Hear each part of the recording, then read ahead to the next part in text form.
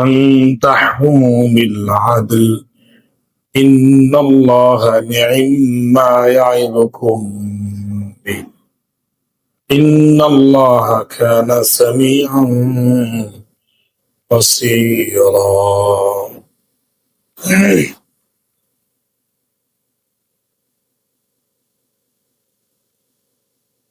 সূরা আলে ইমরান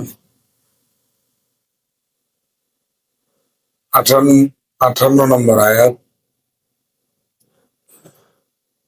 আল্লাহ রাব্বুল আলামিন বলেন, নিশ্চয়ই আল্লাহ রাব্বুল আলামিন তোমাদেরকে হুকুম করেন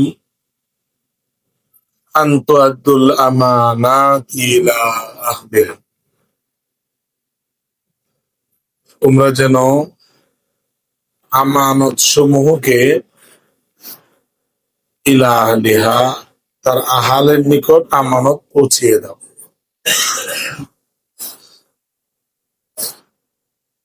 এই আয়াতটা একেবারে কথা খুব সহজ বোঝা যায় যে আমানত পৌঁছায় দেওয়া, কিন্তু এই আয়াতের ব্যাপকতা অনেক বেশি এবং আয়াতের একটি শানে নজুলও আছে। আয়াত এটা কখন নাজিল হয়? এই আয়াতটি নাজিল হয়েছে ফতে মক্কার পরে রাসূলুল্লাহ সাল্লাল্লাহু আলাইহি ওয়াসাল্লাম যখন কাবা গৃহে আসলেন এবং কাবা ঘরে প্রবেশ করবেন। আইয়ামে জাহিলিয়াত থেকেই প্রথা ছিল কাবা যে সাবি, এটা একটা বংশের মধ্যে আল্লাহ রসুলের বংশই, তাদের মধ্যে একটা গোত্র, ওদের হাতে এই চাবিটা থাকে। তখন চাবিটা ছিল উসমান ইবনে তালহা, তার হাতে কাবার চাবি।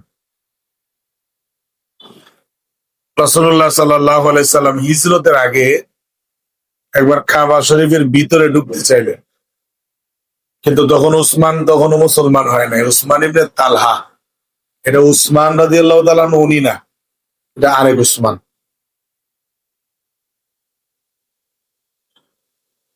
তো উসমান ইবনে তালহা তখন আল্লাহ রসুলকে কাবা গৃহে প্রবেশ করতে দেয় না।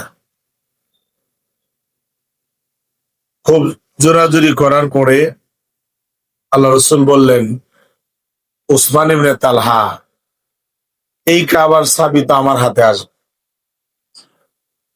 এই কাবা ঘরের চাবি আমার হাতে আসবে এবং আমি যাকে ইচ্ছা তাকে কাবার চাবি এটা সুপর্দ করব।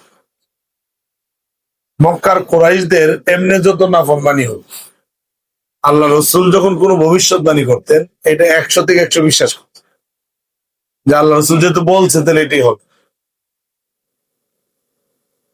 যেমন উমাইয়া ইবনে খালফ, তার ঘটনা আছে বুখারী শরীফে, লম্বা ঘটনা। সাদ ইবনে মুআজ একজন সাহাবী, উমাইয়া ইবনে খালফের সঙ্গে খুব বন্ধুত্ব ছিল। তো হিজরতের পরে উমাইয়া ইবনে খালফ কাফেরদের ছোট মোটো একজন নেতা, উনি যখন মদিনায় যাইতো সাদ ইবনে মুআজ তার অন্তরঙ্গ বন্ধু ছিল, তার বাড়িতে উঠত এবং উনিও যখন মক্কায় আসতেন উমাইয়া ইবনে খালফের ঘরে উঠত।